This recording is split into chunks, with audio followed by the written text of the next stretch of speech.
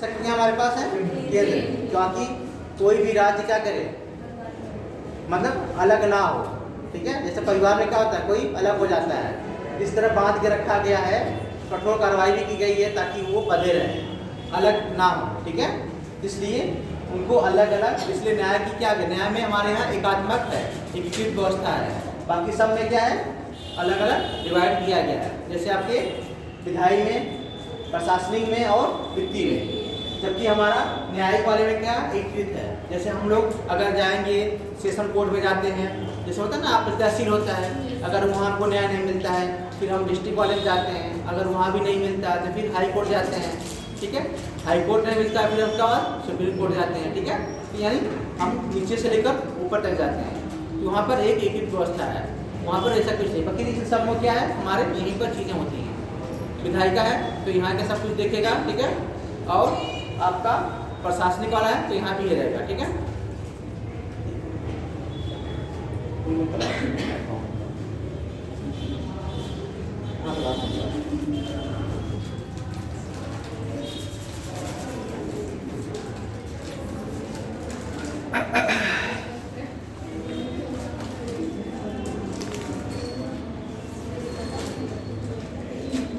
ठीक है, इसमें लिखिए केंद्र राज्य संबंध में, लिखिए केंद्र राज्य संबंध।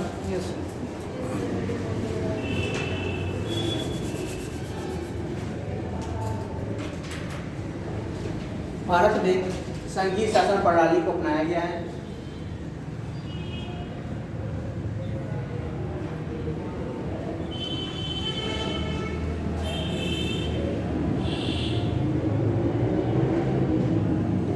और ये संघीय शासन प्रणाली कहाँ से लिया गया है, किस देश से, कनाडा से लिया गया। ठीक है, देखिए इस संघीय शासन प्रणाली को कनाडा से लिया गया है।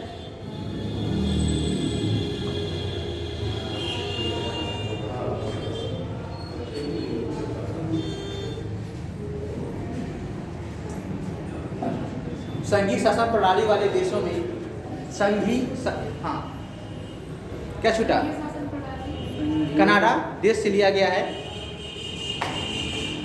कनाडा से लिया गया है। संघीय शासन प्रणाली वाले देशों में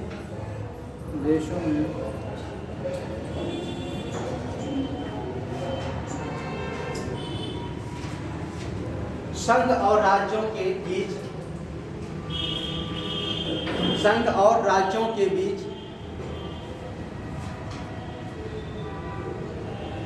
बेहतर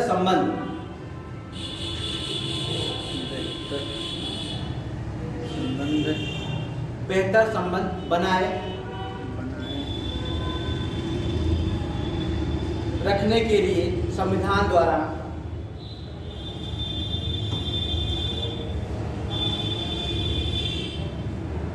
विधायी, प्रशासनिक और वित्तीय,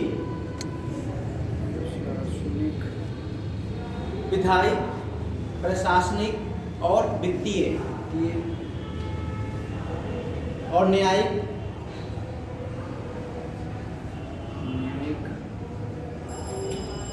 शक्तियों का उनके मध्य विभाजन किया जाता है।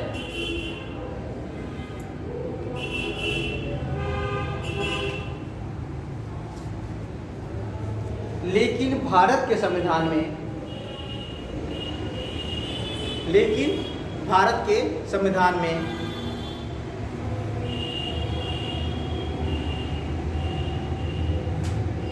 विधायी, प्रशासनिक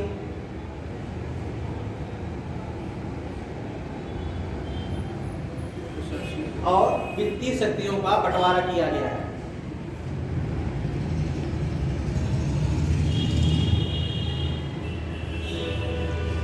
वित्तीय शक्तियों का बंटवारा किया गया है।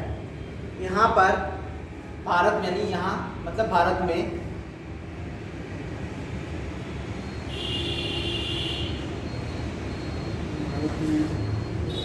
न्यायिक शक्तियों का बंटवारा नहीं किया गया है।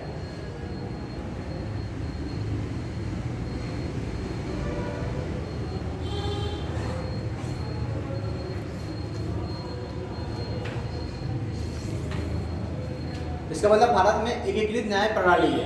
क्या है? एकीकृत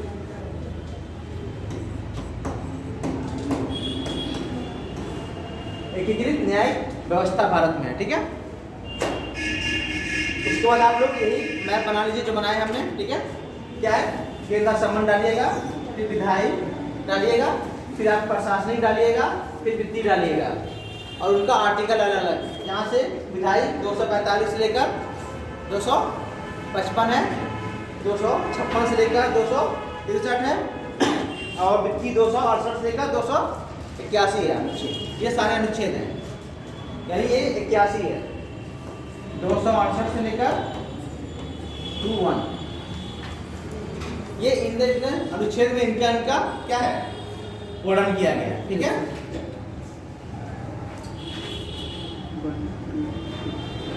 ठीक है। अब विधायी संबंध लिखिए, विधायी संबंध, विधायी संबंध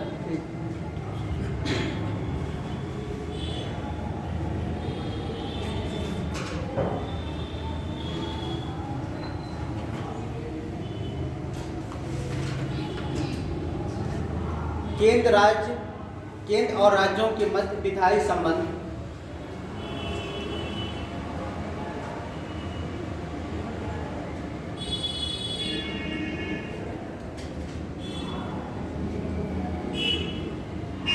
संविधान के भाग किस भाग में,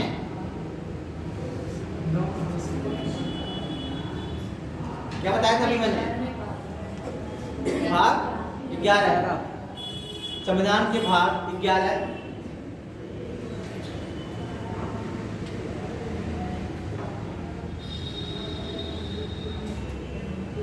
अनुच्छेद 245 से लेकर 255 तक नीत है।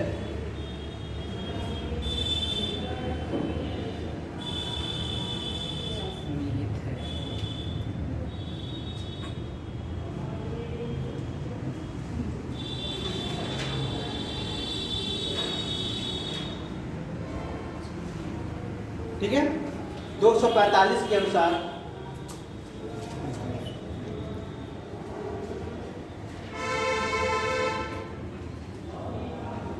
भारत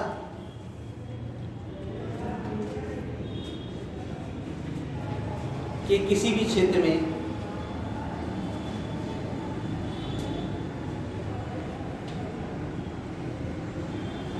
या संपूर्ण क्षेत्र में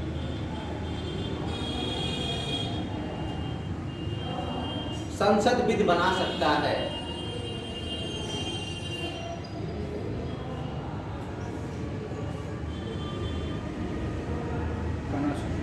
ठीक है, वहीं पर राज्य, संपूर्ण राज्य या किसी राज्य के किसी क्षेत्र में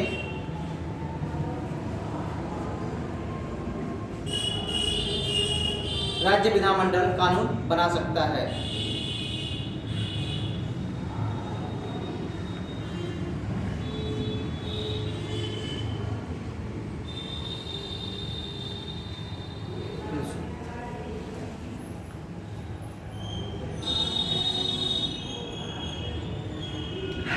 अनुच्छेद 246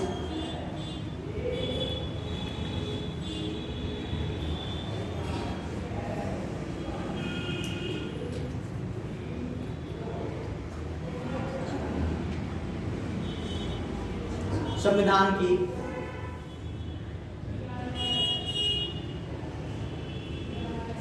सातवीं अनुसूची से संबंधित है। सातवीं अनुसूची क्या कहता है, शक्तियों का बंटवारा, संघ सूची, राज्य सूची और समवर्ती सूची। ठीक है,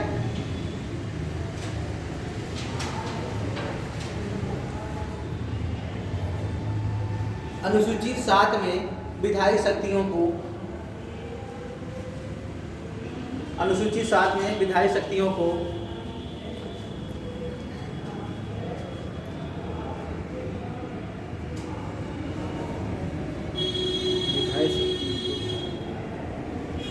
तीन सूचियों में बांटा गया है।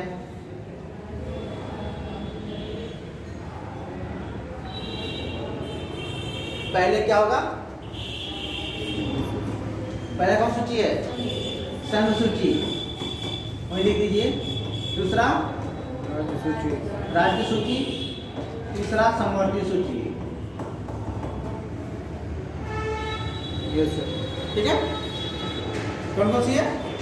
3 सूचियों में 3 शक्तियों डिवाइड किया गया है, संघ सूची, राज्य सूची और समवर्ती सूची।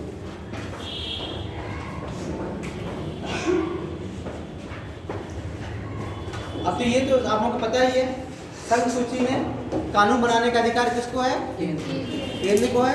राज्य सूची में कानून बनाने का अधिकार राज्य को है, और समवर्ती सूची में दोनों बना सकते। दोनों लोगों का है। ठीक है, यस सर। और ये भी देखना है कि अगर कोई कानून समवर्ती सूची में केंद्र सरकार बनाती है और राज्य सरकार लगाती है, दोनों में विवाद होता है, यस सर। तो किसका कानून मान्य होगा वहाँ पर? केंद्र का मान्य होगा। ठीक है, इसको लिखाने की जरूरत तो है नहीं आप लोगों को, ना सर। ये तो सब लोग जानते हैं। ठीक है, यस सर। कर सकते हैं इसको। यस। अब लिखिए अवशिष्ट शक्तियाँ, अवशिष्ट विधायी शक्तियाँ, अवशिष्ट विधायी शक्तियाँ।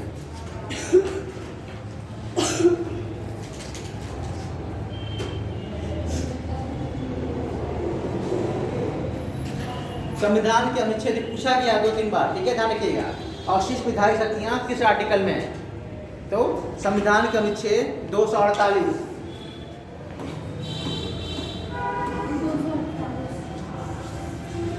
संविधान के अनुच्छेद 248 में अवशिष्ट शक्तियों का प्रावधान किया गया है।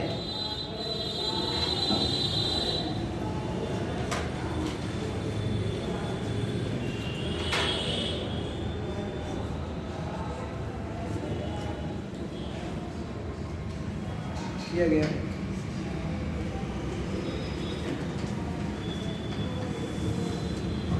इसके तहत अवशिष्ट शक्तियां, इसके तहत अवशिष्ट शक्तियां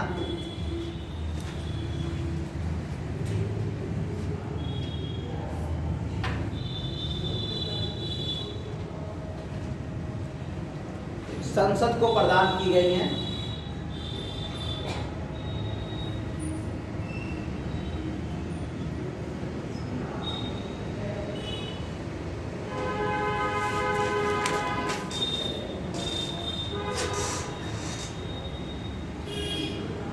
ठीक है, यस सर। अब देखिए राज्य सूची में कुछ ऐसे आर्टिकल हैं जिन पर क्या है? संसद को कानून बनाने का अधिकार है। देखिए इसमें राज्य सूची, आर्टिकल 1, राज्य सूची पर संसद की विधायी शक्तियाँ। कुछ आर्टिकल हैं जिसके तहत वो कानून वहाँ राज्य सूची में संसद बना सकती है। यस। ठीक है, आर्टिकल 249 क्या?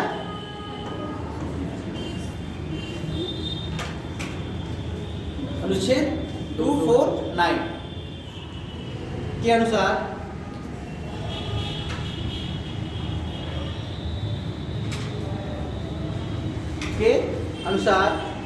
संसद राष्ट्र हित में, किस हित में? राष्ट्र हित, ध्यान रखिएगा। राष्ट्र हित में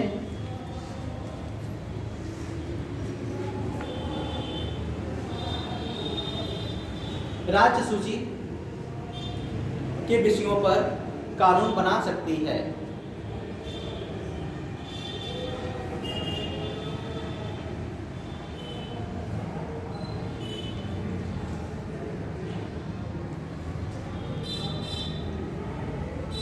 परंतु इसके लिए ये आवश्यक है कि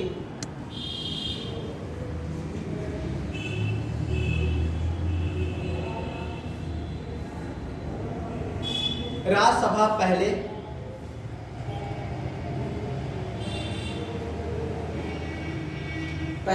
2/3 बहुमत,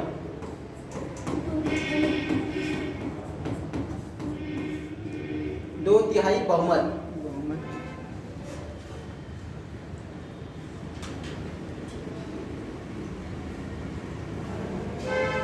से पारित, 2/3 बहुमत से पारित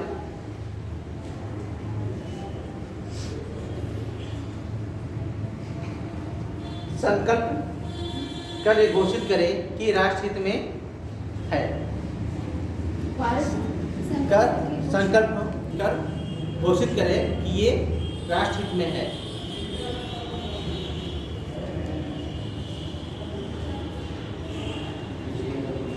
संकल्प द्वारा घोषित करे कि ये क्या है, राष्ट्रहित में है। ठीक है, तभी वो आपका बना सकते हैं।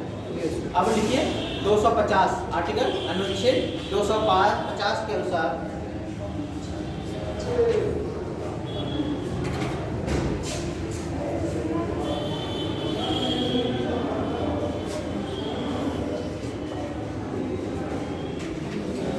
आपातकाल लागू होने पर, ये आर्टिकल जो 4 है ना, ये बहुत पूछे जाते हैं, ध्यान रखिएगा आप लोग। आपातकाल लागू होने पर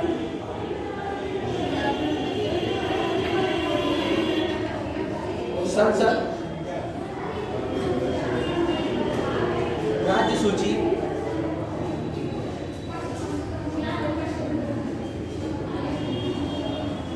के विषयों पर कानून बना सकती है।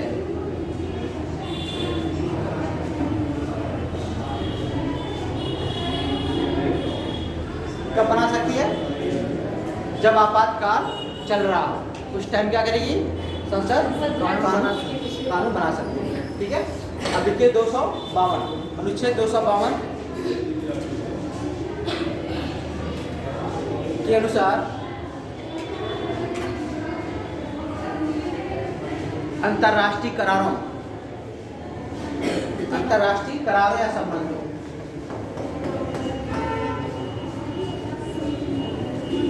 अंतर्राष्ट्रीय करारों या संबंधों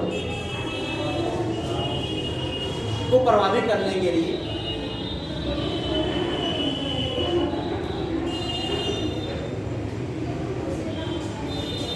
संसद राज्य सूची के विषयों पर कानून बना सकती है।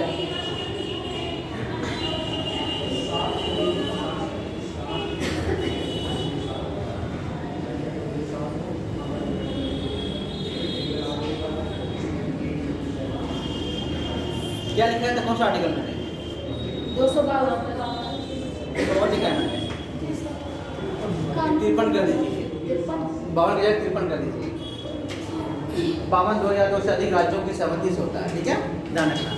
देखिए अनुच्छेद 252 के अनुसार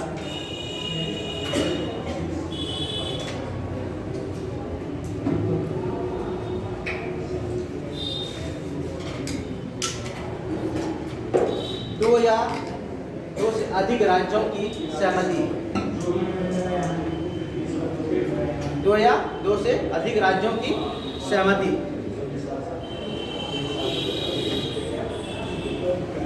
से संसद को राज्य सूची पे कानून बनाने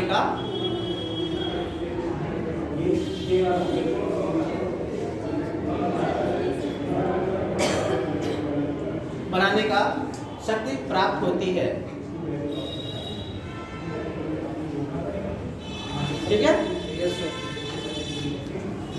आप हमें बताइए, आप लोग 248 क्या कहता है? अनुच्छेद अवशिष्ट शक्तियां जो किसको है? संघ को प्राप्त है। 249 क्या कहता है? राष्ट्रहित में कानून बनाने की शक्ति संसद को प्राप्त है। 250 क्या कहता है? आपातकाल के समय में आपातकाल लागू होने के प्रवर्तन जो चल रहा है उसमें कानून बनाने के। और 252 क्या कहता है? राज्यों की सहमति से उस पर राज्य सूची में कानून को बना सकते हैं। और 253 क्या है आपका? अंतर्राष्ट्रीय करारों को प्रभावी करने के लिए बना सकते हैं। ठीक है, ये आपको क्या होना चाहिए? कॉन्शियस होना चाहिए, यानी मतलब भूलना नहीं है। ठीक है,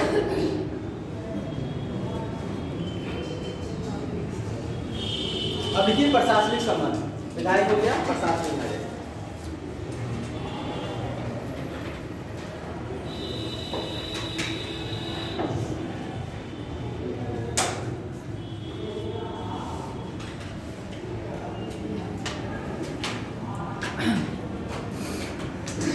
ये भी संविधान के भाग 11 ये भी संविधान के भाग 11 अनुच्छेद 256 से लेकर 263, अनुच्छेद 256 से लेकर 263 में उल्लेखित है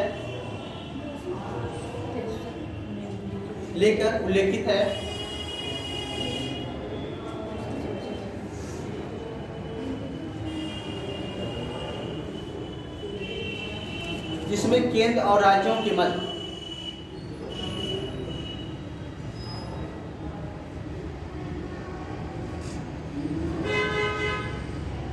प्रशासनिक संबंधों का वर्णन करता है।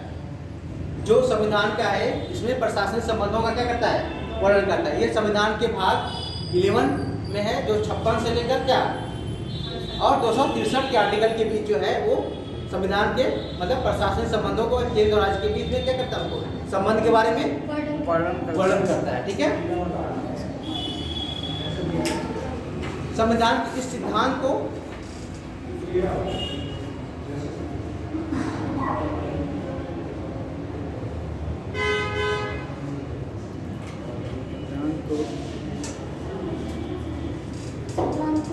संघ और राज्यों की उनकी कार्यपालिकी शक्ति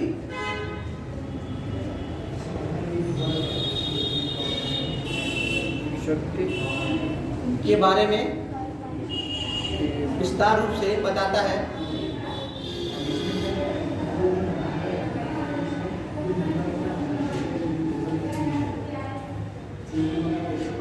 अनुच्छेद 256 के अनुसार, अनुच्छेद 256 के अनुसार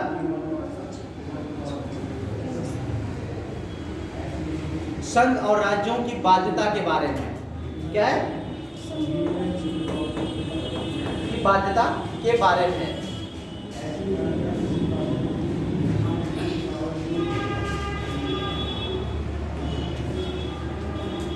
बाध्यता मतलब क्या होगा इसमें, जैसे संघ कानून बनाया है, ठीक है, तो उसका और राज्य कानून बनाया है, तो इस तरह रहे कि एक दूसरे के ऊपर क्या हो, दिक्कत ना हो, यानी अपना अलग अलग क्षेत्र में काम कर सके। ठीक है, चीज़ों को रखे, ठीक है। इसमें थोड़ा सा लिख लीजिए, इससे तात्पर्य है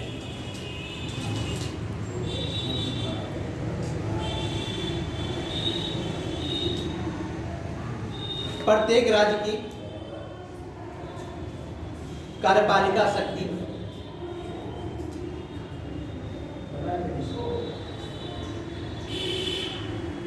इस प्रकार किया जाए,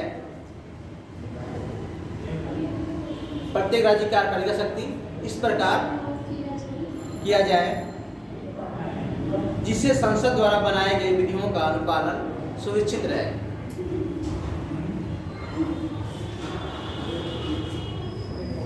ठीक है,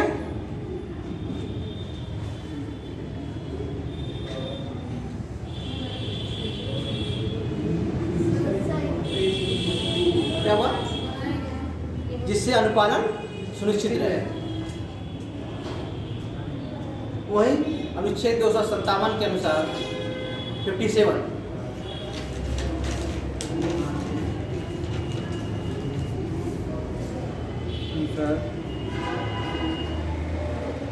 संघ द्वारा कुछ दशाओं में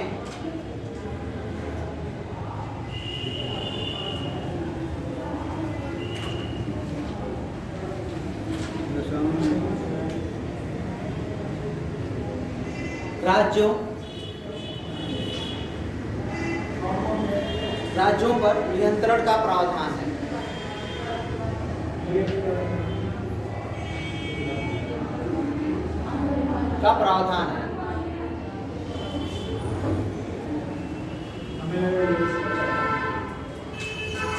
जैसे यहाँ पर क्या है कि इस तरह प्रयोग किया जाए कार्यपालिका, राज्य की कार्यपालिका, ताकि संघ की जो कार्यपालिका होती है उस पर कोई मतलब अड़चन न आए। ठीक है, वहाँ पर ज़्यादा प्रभाव संघ का ही रहे। ठीक है, जैसे हमारे यहाँ क्या होता है, जैसे आपका डिस्ट्रिक्ट मजिस्ट्रेट होता है, ये किसका प्रतिनिधित्व करते हैं, देखा जाए तो सेंट्रल गवर्नमेंट से नियुक्त होते हैं। ठीक है, और वो क्या करते हैं, हमेशा हर डिस्ट्रिक्ट में क्या होगा, बैठे रहते हैं। ठीक है, तो उनका वो वहाँ पर प्रभाव होता है, नियंत्रण रखते हैं। ठीक है, आर्टिकल 257 के अनुसार हो गया सर। इसी में लिखी ना, 57 के अनुसार संघ द्वारा राज्यों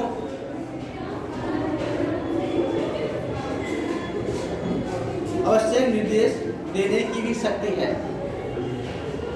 संघ द्वारा राज्यों को आवश्यक निर्देश देने की भी क्या है, शक्ति है।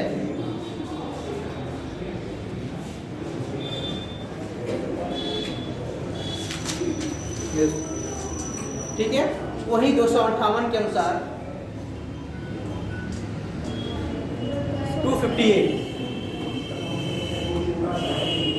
258 के अनुसार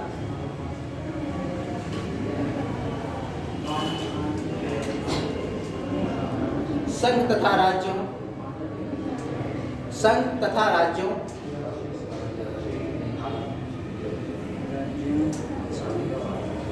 राज्यों की सहमति से, दोनों की सहमति से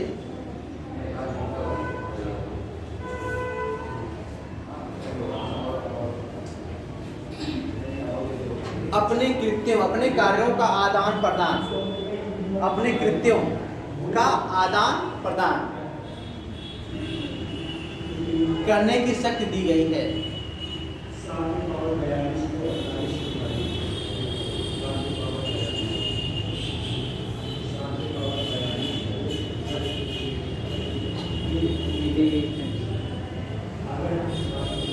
ठीक है, संविधान के अनुच्छेद 262 में,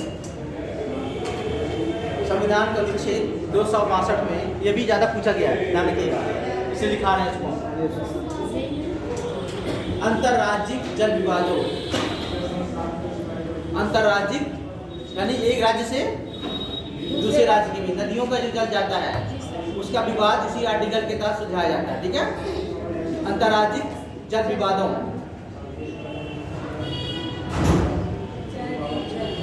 जल, ठीक है, विवादों क्या हुआ,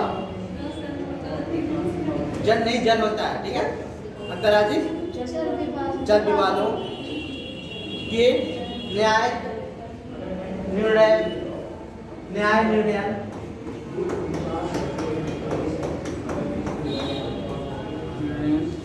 निर्णयन के बारे में है। ठीक है,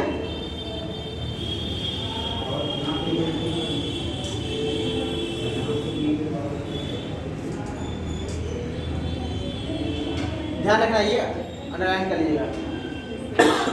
आर्टिकल 263 के अनुसार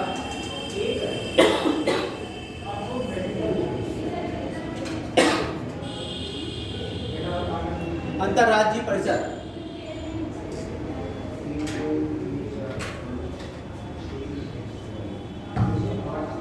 के गठन के प्रावधान किया गया है।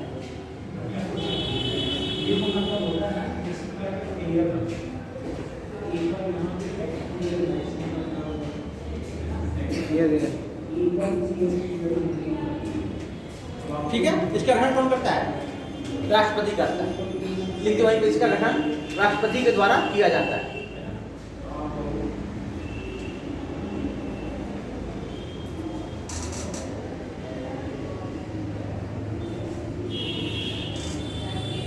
ठीक है, अब वाला लिखिए वित्तीय संबंध, वित्तीय संबंध।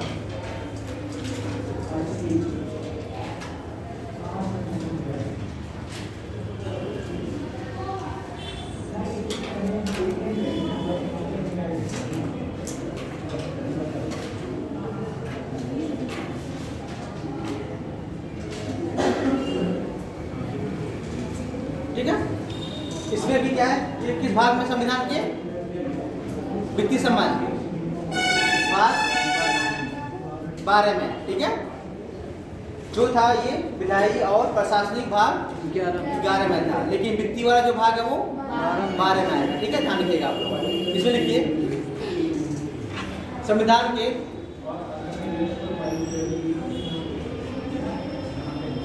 संविधान के भाग 12 में अनुच्छेद 268 से लेकर 281, 68 से लेकर 281 281 में संघ और राज्यों के बीच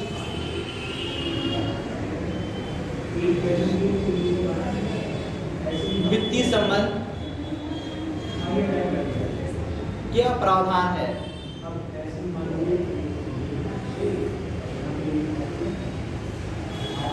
प्रावधान में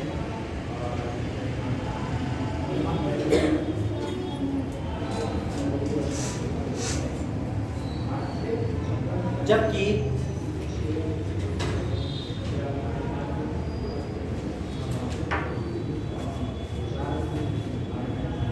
जो ये है ये राजस्व वितरण का है, ध्यान रखिएगा। क्या है ये? राजस्व वितरण का, ठीक है। 268 से लेकर 281 के लिए क्या है, वही कोष्टक में राजस्व वितरण लिख दीजिएगा, उसके नीचे राजस्व वितरण, ठीक है। जबकि अनुच्छेद 282 से 291 के तहत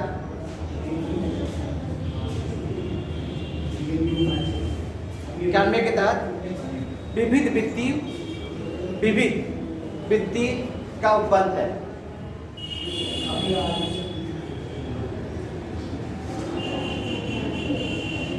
ठीक है, विविध वित्तीय का उपबंध है। और एक था संपत्ति का अधिकार 300,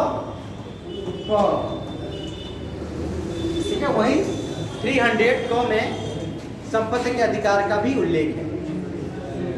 300 में संपत्ति का अधिकार का उल्लेख है, ठीक है। ये पूछा जाता है। पहले हमारा मूल अधिकार कितने थे, तो फिर वो हटाकर इसको क्या किया गया है, कानूनी अधिकार बना दिया, तो वही है ये, ठीक है। जान के वहां से हटाकर यहाँ रखा गया है 300 में, ठीक है। चीज को ध्यान में रखिएगा आप।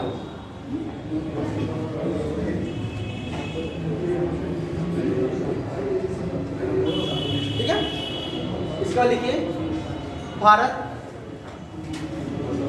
और राज्यों की संचित नीति का उल्लेख,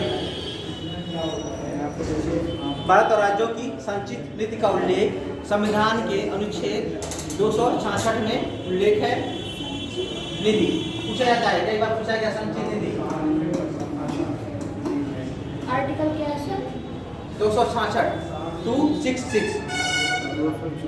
266 के उल्लेख किया गया है।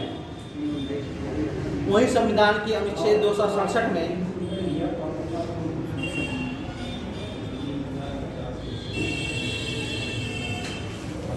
आकस्मिक निधि का उल्लेख किया गया है।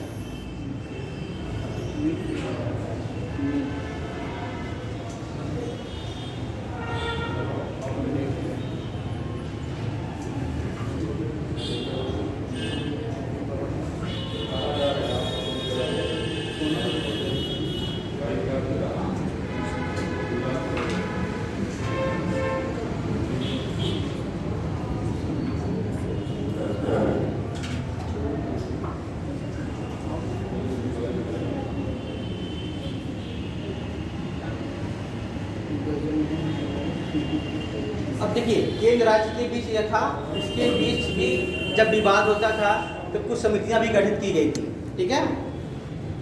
आए दिन मतलब समय के साथ केंद्र राज्य बीच के बीच जो भी चीज़ें सुलझाने के लिए जो भी समस्या आती थी, समिति गठित जाती और उन समितियों के नाम कभी कभी आप लोगों से पूछा भी जाता है। किस साल पूछा गया था, अभी आप जितने भी अध्यक्ष वाले पेपर हुए हैं उसमें अभी सर्टिफिकेट पेपर हुआ था, उसमें भी पूछा गया था। उसे पूछा गया कि 1983 में कौन सी समिति बनी थी। तो ये ध्यान रखना है, थोड़ा सा इसको कर लीजिए, ठीक है। देखिए, केंद्र राज्य के संबंध, केंद्र राज्य के संबंध, हाँ जी, केंद्र राज्य के संबंधों पर गठित समितियां पर गठित समितियां एवं आयोग।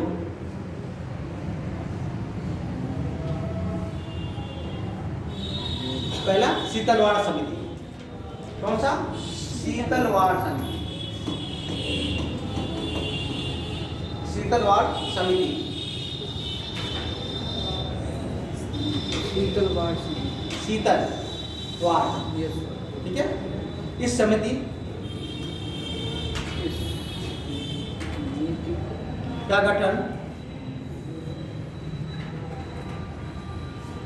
1966 में प्रथम प्रशासनिक सुधार आयोग,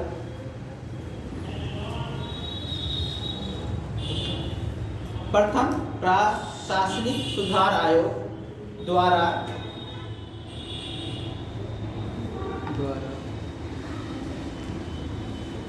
MC शीतलवाड़ की अध्यक्षता में की गई।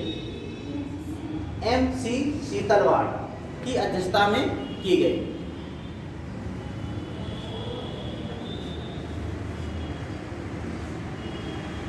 इन्होंने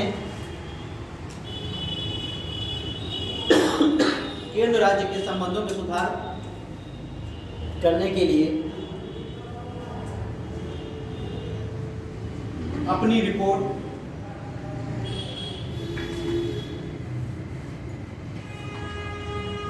1968 में प्रस्तुत की।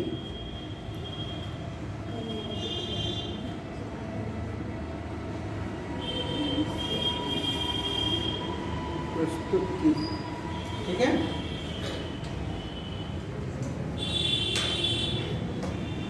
इनकी सिफारिशों में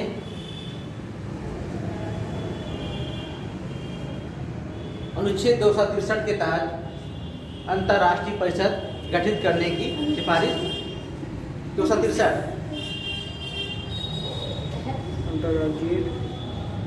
के तहत अंतर्राष्ट्रीय परिषद गठित किए जाने आदि की सिफारिशें की गई। क्या हो? सिफारिशों में अनुच्छेद 263 के तहत अंतर्राष्ट्रीय परिषद के गठन की सिफारिशें की गई। ठीक है।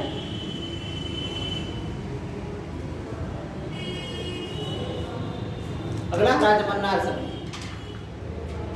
राजमन्नार समिति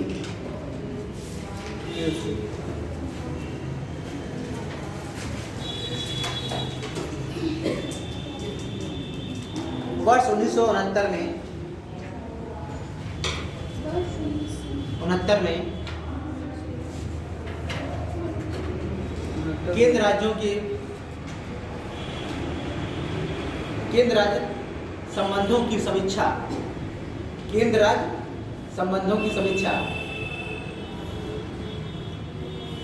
करने तथा राज्यों की स्वायत्तता दिलाने के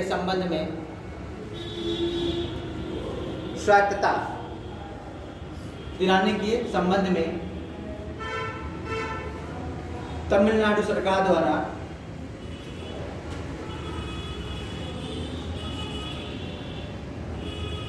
डॉक्टर PV राजमन्नार की अध्यक्षता में 3 सदस्यीय समिति का गठन किया।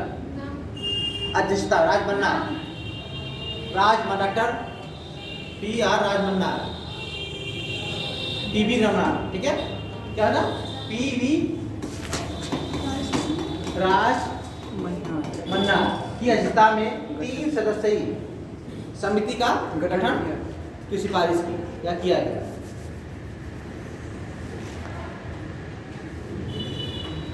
इस समिति ने 1971 में अपनी रिपोर्ट प्रस्तुत की।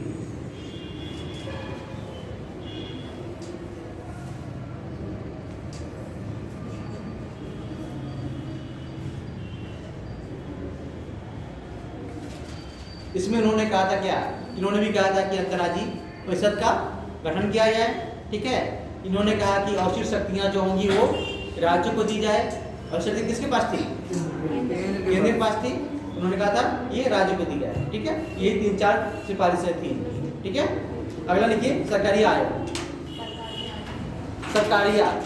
सरकारी आयोग, सरकारी आयोग।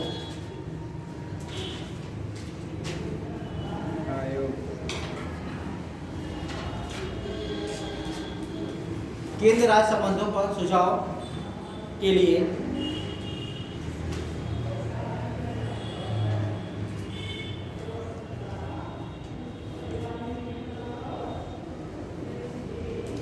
गठित आयोगों और समितियों में, गठित आयोगों और समितियों में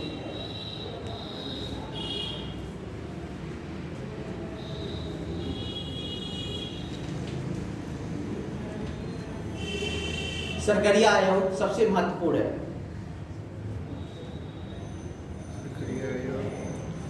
सबसे महत्वपूर्ण है।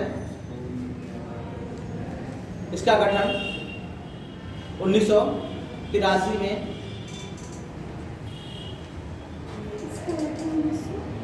83 में RS सरकारिया, RS सरकारिया की अध्यक्षता में किया गया। RS सरकारिया की अध्यक्षता में किया गया। इसमें कुल 3 सदस्य थे।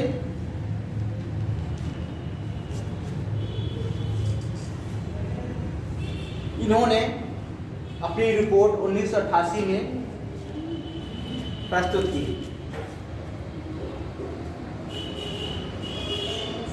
88 में प्रस्तुत की।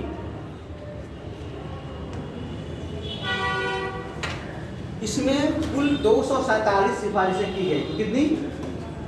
247 सिफारिशें की गई।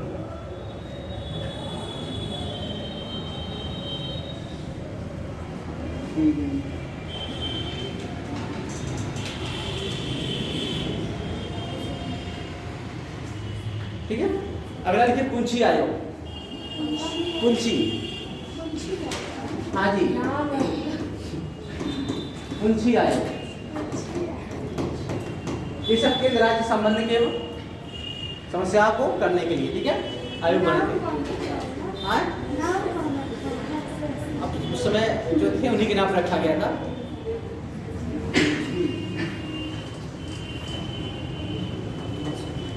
ये टाइटल है, जैसे लास्ट में लोग लगाते हैं अपना टाइटल, ठीक है। तो ये थे मेंबर, उनके नाम का टाइटल था, उन्हीं के आयोग पे लग दिया गया, ठीक है। हाँ। सरकारी आयोग के गठन के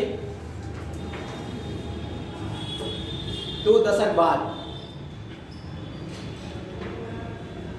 सरकारी आयोग के गठन के 2 दशक बाद केंद्र राज्य संबंधों की पुनः समीक्षा की आवश्यकता पड़ी।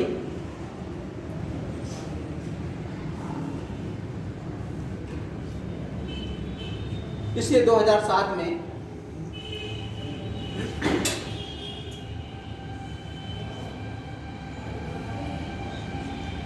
उच्चतम न्यायालय के पूर्व मुख्य न्यायाधीश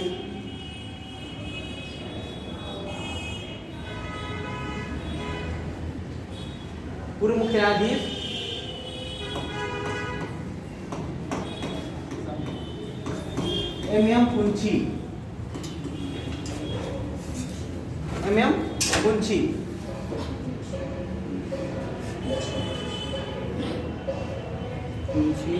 की अध्यक्षता में गठन किया गया।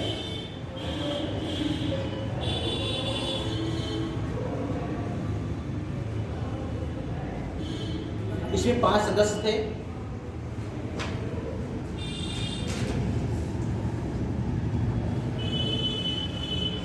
इन्होंने अपनी रिपोर्ट 2010 में सरकार को सौंपी।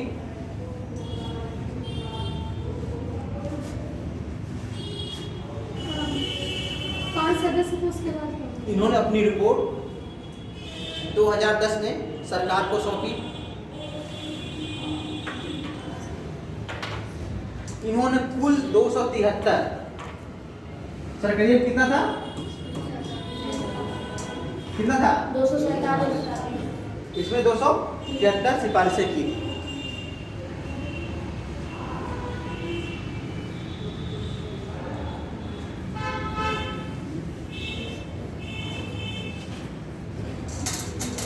ठीक है, ये आयोग थे। कितना हुआ इसमें? 4।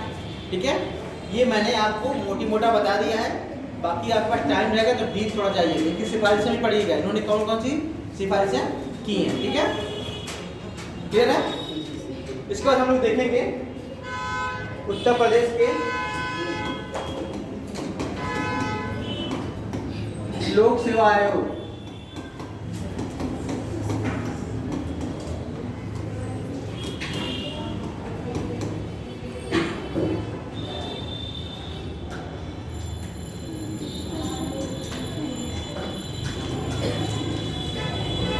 लोक सेवा आयोग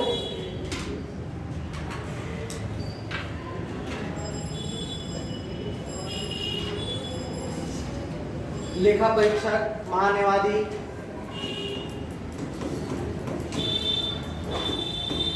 हेडिंग है क्या? हाँ जी,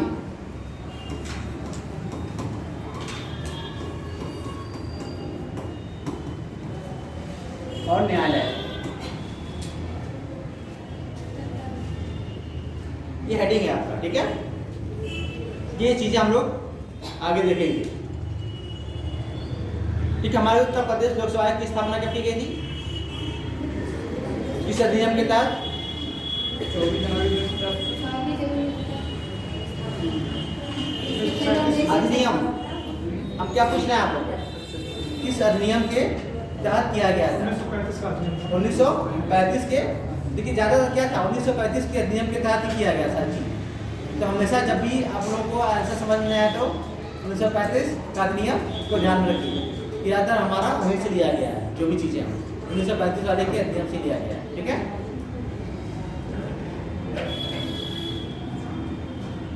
और फिर इसके बाद 1937 में से लागू किया गया था। ठीक है, 1935 लिया गया और 1937 में लागू किया गया है। इसमें जैसे हम लोग पढ़ेंगे जब आर्टिकल है 315, 316, 317, 318, तो ये क्या है? ये लोक सेवा आयोग से संबंधित है। उनके क्या है? उनके अधिकार हैं, उनका गठन है, उनके मेंबर के अधिकार है, उनकी शक्तियां हैं, मतलब उनका मतलब नियुक्ति है, उनको हटाने का प्रावधान है। यानी मतलब 315, 16, 17, अखिल भारतीय वाला किसमें है? 312 में है। ठीक है, उसके बाद इधर था लोक सेवा आयोग वाला, और लास्ट में 323 तक जाता है। 323 ए, 323 बी तक। ठीक है, उसके बाद 324 से क्या स्टार्ट होता है हमारा? चुनाव। ठीक है, इलेक्शन कमीशन स्टार्ट होता है 324 से लेकर 329 तक। ठीक है, ये हमारा लोक सेवा आयोग का ये चीजें हैं। ठीक है, पहले क्या था? एक अध्यक्ष होता था, 2 सदस्य होते थे। अब तो बहुत सारे सदस्य होने लगे हैं, तो उनका अलग प्रावधान था चीनों के लिए। तो थोड़ा सा इसको भी मेंशन कर लीजिए आप लोग। लोक सेवा आयोग, उत्तर प्रदेश के लोक सेवा आयोग, उत्तर प्रदेश के लोक सेवा आयोग।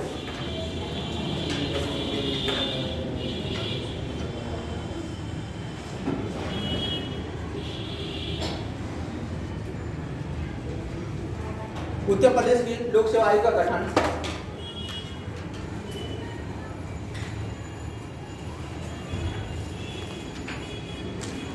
1 अप्रैल 1937 को 1 अप्रैल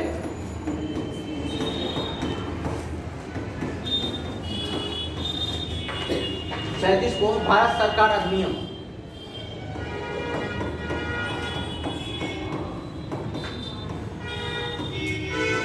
कौन सा अधिनियम? 1935 का। ठीक है, ध्यान रखिएगा, भारत सरकार अधिनियम 1935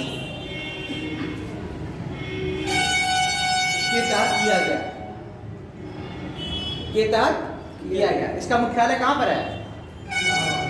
इलाहाबाद। अभी तो प्रयागराज हो गया है। ठीक है, ध्यान रखना, इसका मुख्यालय इलाहाबाद में है। इसमें एक अध्यक्ष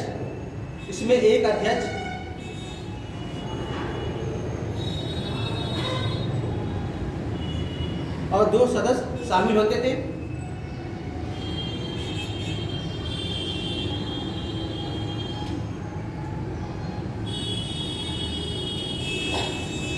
देखिए DL drag, dear Frederick Brockman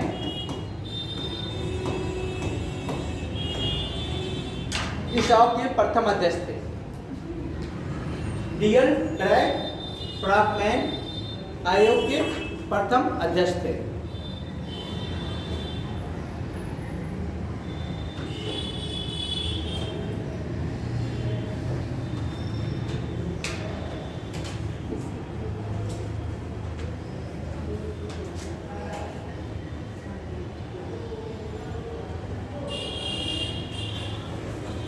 उसके बाद जीएम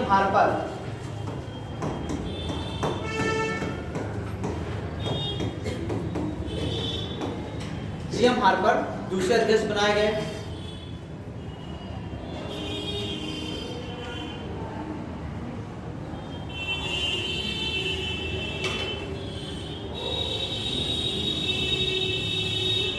इसके बाद खान बहादुर अब्दुल अजीज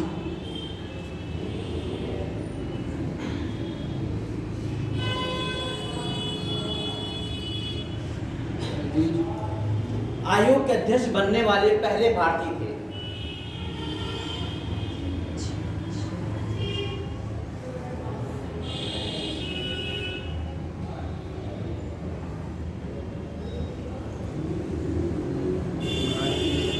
बनने वाले क्या थे? ठीक है। उत्तर प्रदेश लोक सेवा आयोग की संरचना में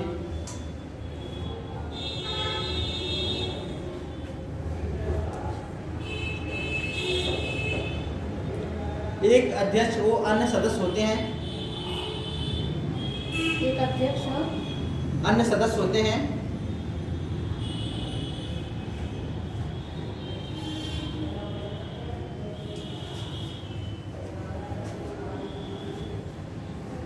संविधान आयोग के सदस्यों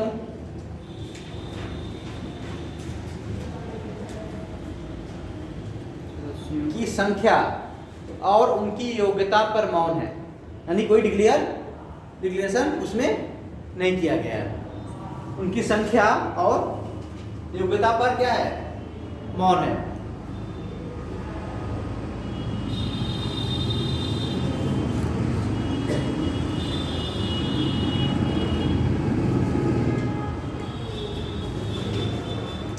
ठीक है, लेकिन सचिवालय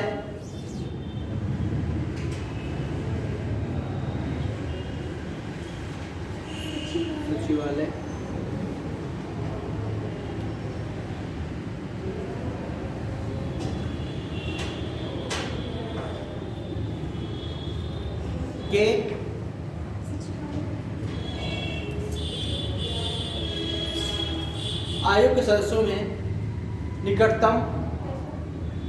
आयोग के सदस्यों में निकटतम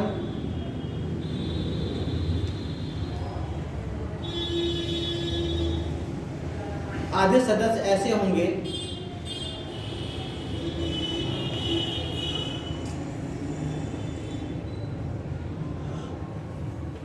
जो अपनी अपनी नियुक्ति की तारीख पर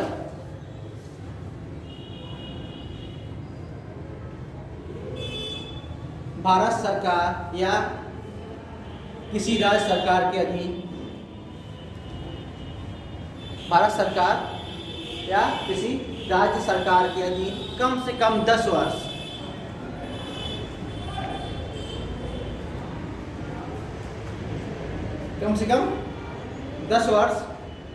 तक पद धारण कर चुके हैं।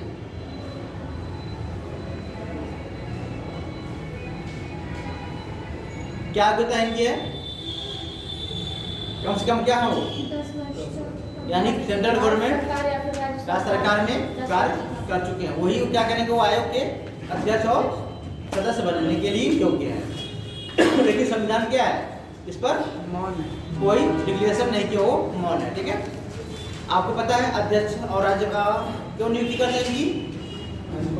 राज्यपाल। ठीक है, इन लिखिए राज्यपाल द्वारा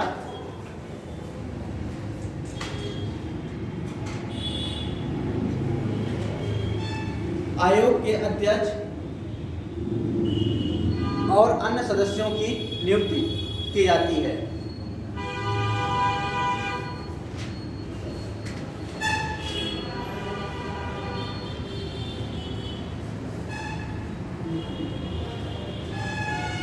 ये अपने पद ग्रहण करने से लेकर,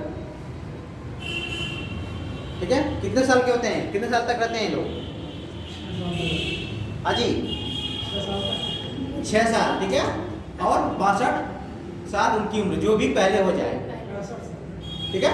65 साल इधर 65 साल बढ़ाए हैं तो उसको देखना पड़ेगा, ठीक है, 62 और या 6 वर्ष, लेकिन इधर इन्होंने बढ़ाए हो तो 65, ठीक है, उसको करेक्शन करना है।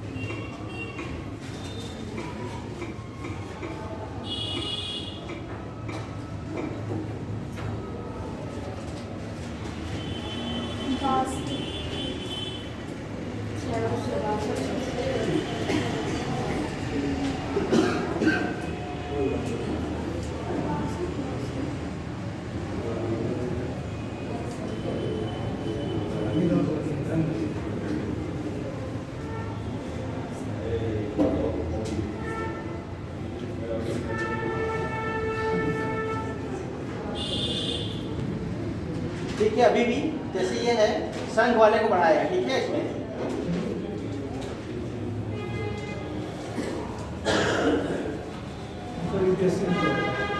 संघ का बढ़ाया है, स्टेट का नहीं बढ़ाया, ठीक है, ध्यान रखिएगा। तो 6 और क्या है आपका 62 वर्ष, ठीक है, होना चाहिए, लिख लीजिए 6 वर्ष या 62 वर्ष।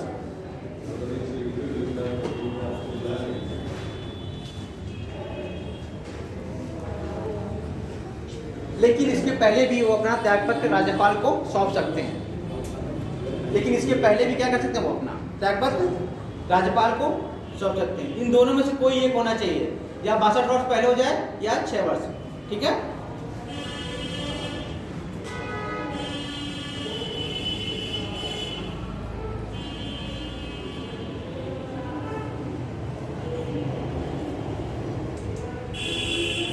ठीक है, आयोग के कार्य, आयोग के कार्य,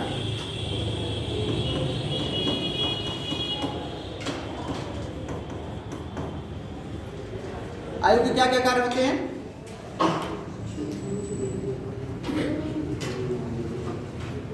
हाँ जी, राष्ट्रीय लोक सेवा अधिकारी की नियुक्ति करना, हाँ और उनका एग्जाम कंडक्ट करना। हाँ, ठीक है। उत्तर प्रदेश लोक सेवा आयोग के कार्यों में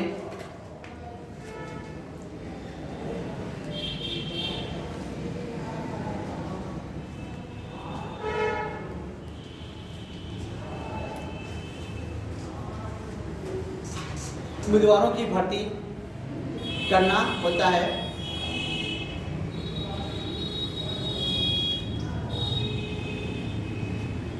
जिनमें केवल साक्षात्कार के माध्यम से होता है, केवल साक्षात्कार के माध्यम से होता है। जो सीधी भर्ती होती है और क्या होता है, केवल साक्षात्कार होता है, इंटरव्यू होता है, ठीक है।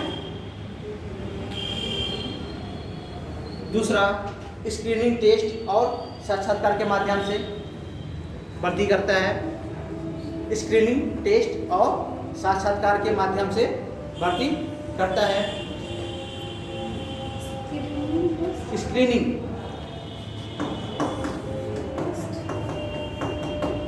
टेस्ट।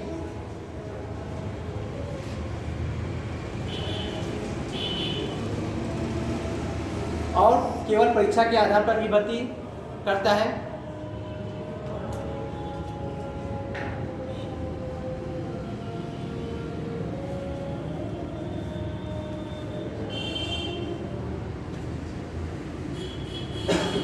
और कभी प्रारंभिक परीक्षा, मुख्य परीक्षा और साक्षात्कार के माध्यम से भी भर्ती करता है।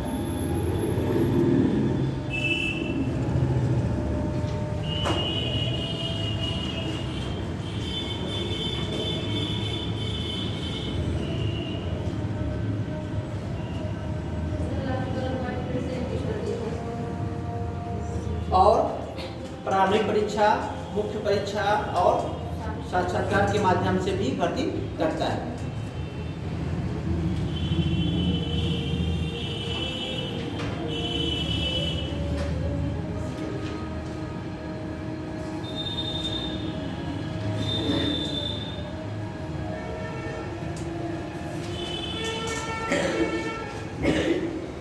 ठीक है, इसके बाद देख लीजिए लोक सेवा आयोग का, राज्य लोक सेवा आयोग का अध्यक्ष अपने कार्यकाल की समाप्ति के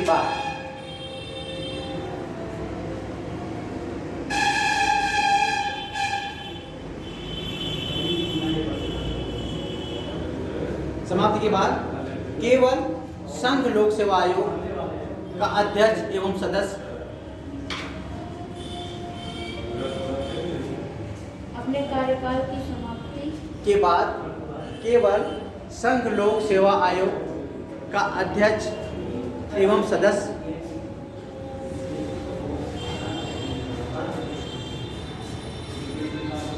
और राज्य लोक सेवा आयोग के अध्यक्ष बनने का पात्र होता है। यानी राज्य लोक सेवा का सदस्य वो नहीं बन सकता है, क्योंकि वो ऊंचे पोस्ट से नीचे पोस्ट है, नहीं आएगा ना। वो ऊपर से क्या करेगा, ऊपर ही जाएगा, जबकि वो नीचे नहीं आएगा। हमेशा उसका क्या आएगा, बढ़ोतरी होगी, ना कि नीचे आएगा। ठीक है,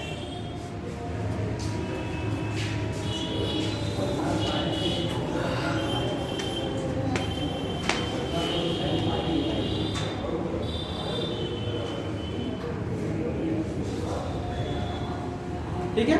इसके बाद हम लोग देखेंगे उत्तर प्रदेश के लेखा परीक्षक।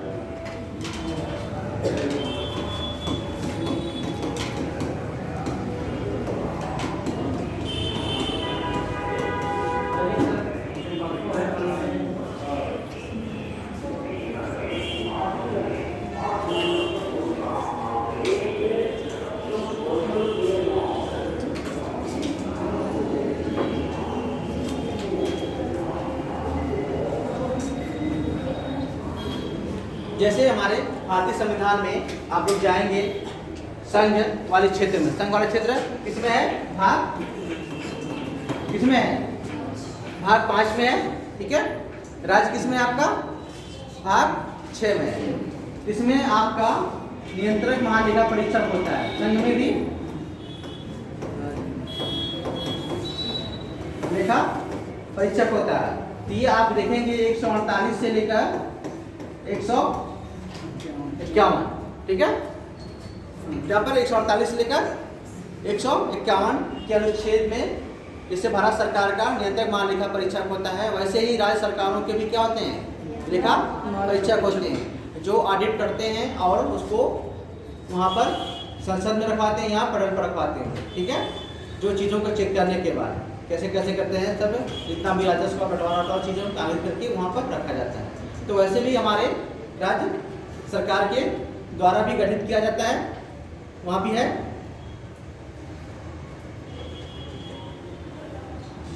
इसका मुख्यालय आपके प्रयागराज में स्थित है। ठीक है, कहाँ पर है, प्रयागराज में स्थित है। इसका गठन जो हुआ था 1931 में किया गया था। कब किया गया था, 31 में किया गया था। ठीक है, राज्य सरकार के उत्तर प्रदेश के द्वारा, और 30 जनवरी 1950 को संयुक्त के रूप में इसका गठन किया गया था।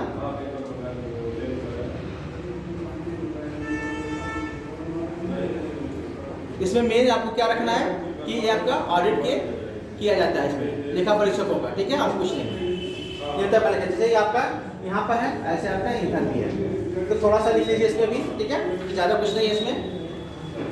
जिस प्रकार भारत के संविधान में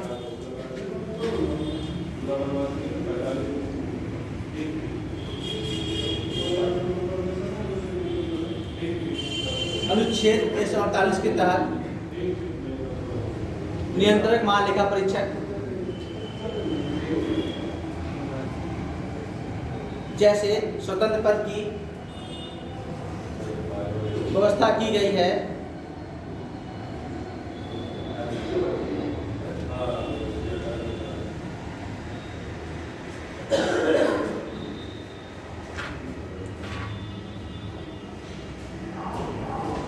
ये भारतीय लेखा परीक्षण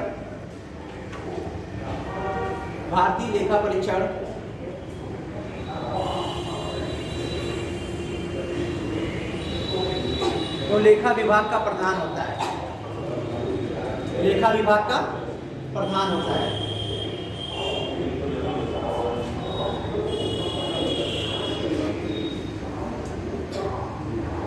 नियंत्रक एवं महालेखा परीक्षक की सहायता के लिए, नियंत्रक एवं महालेखा परीक्षक की सहायता के लिए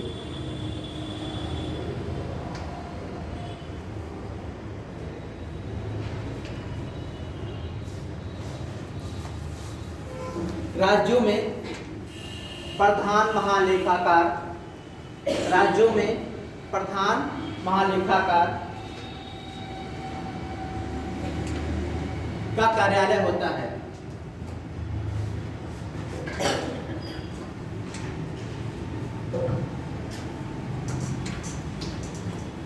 ये कार्यालय नियंत्रक महालेखा परीक्षक के अधीन कार्य करते हैं।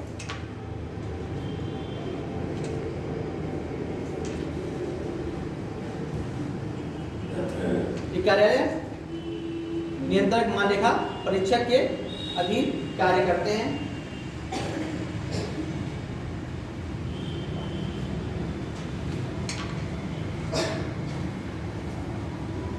उत्तर प्रदेश में महालेखाकार का कार्यालय ब्रिटिश काल में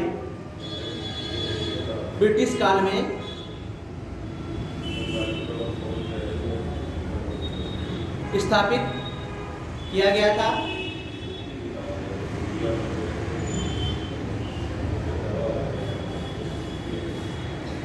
ब्रिटिश काल में स्थापित किया गया था। उसके बाद 1931 में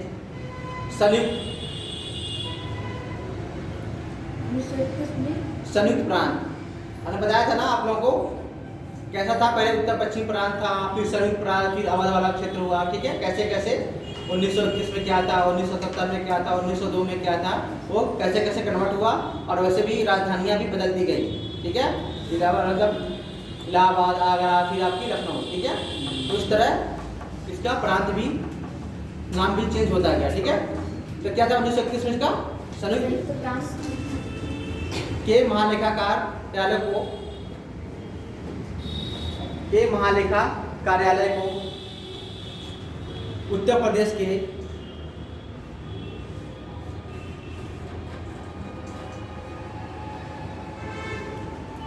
के महालेखा कार्यालय के नाम से भी जाना जाने लगा। पहले संयुक्त प्रांत के नाम जाना जाता था, ठीक है। बाद में उत्तर प्रदेश के महालेखा कार्यालय के नाम से भी जाना जाने लगा, ठीक है। इसकी कार्यात्मक प्रकृति के आधार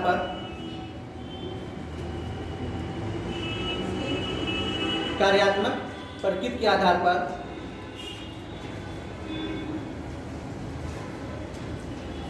दो भागों में बांटा गया है।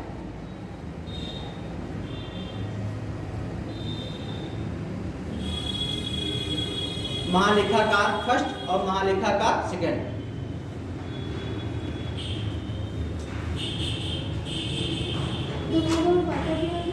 महालेखाकार फर्स्ट और महालेखाकार सेकंड।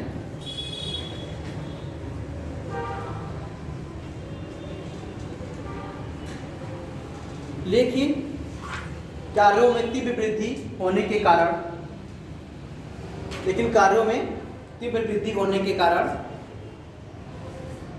1977 में महालेखा का खंड का भी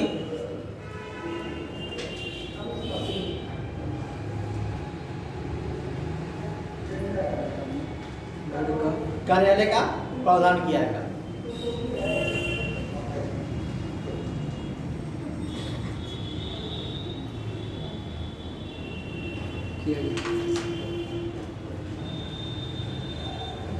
ठीक है, इसके साथ ही राजस्व प्राप्ति की लेखा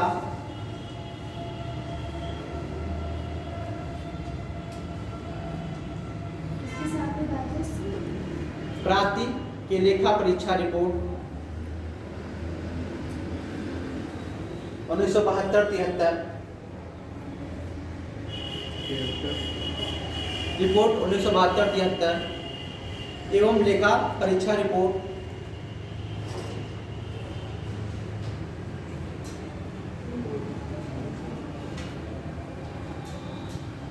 1973-74 से अलग से प्रकाशित किया जाने लगा।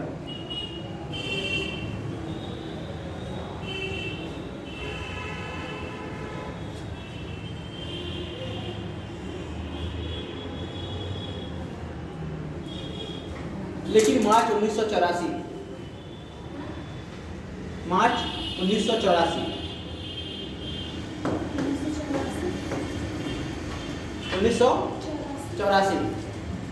में भारतीय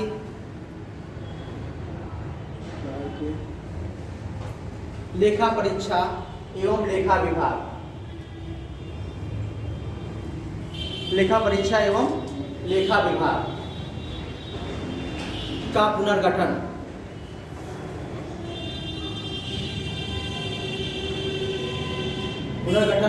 लेखा परीक्षा तथा लेखा एवं हकदारी लेखा परीक्षा तथा लेखा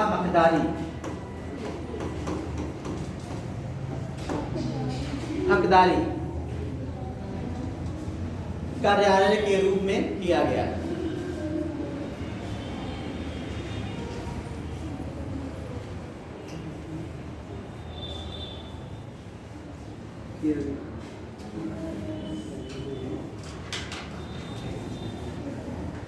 फिर 2004 में इसका नाम बदलकर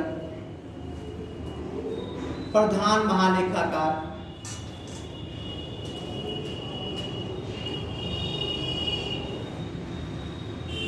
का कार्यालय कर दिया गया।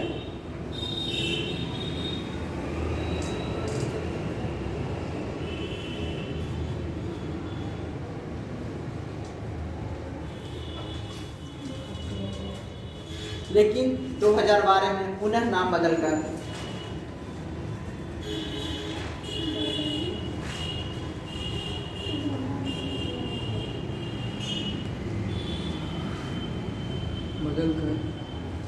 प्रधान महालेखाकार कार्यालय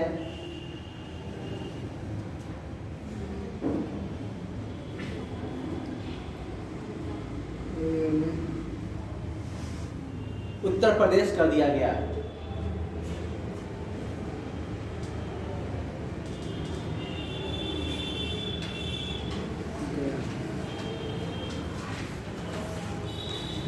ठीक है, अब एक थोड़ा सा लिख लीजिए, एक दो लाइन फिर छोड़ देंगे आपको। प्रधान महालेखाकार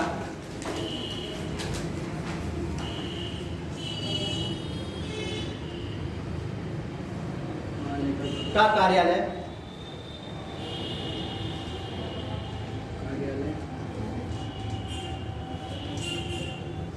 राज्य सरकार के सिविल विभागों के कार्यालयों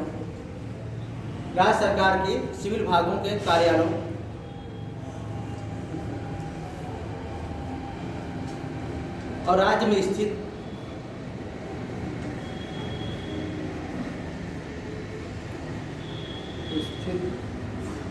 केंद्र राज्य में स्थित केंद्र केंद्र के कार्यालयों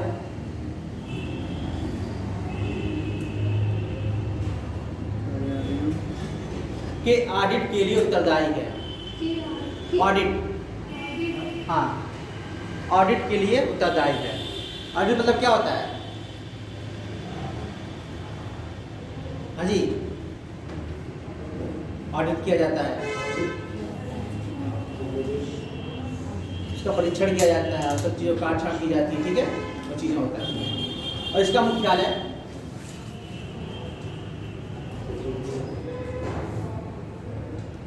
लखनऊ में है, ठीक है। और प्रयागराज में एक शाखा कार्यालय है।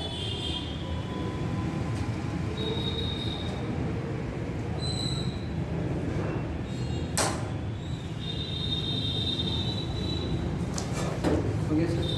ठीक है, ये चीजें आप लोग को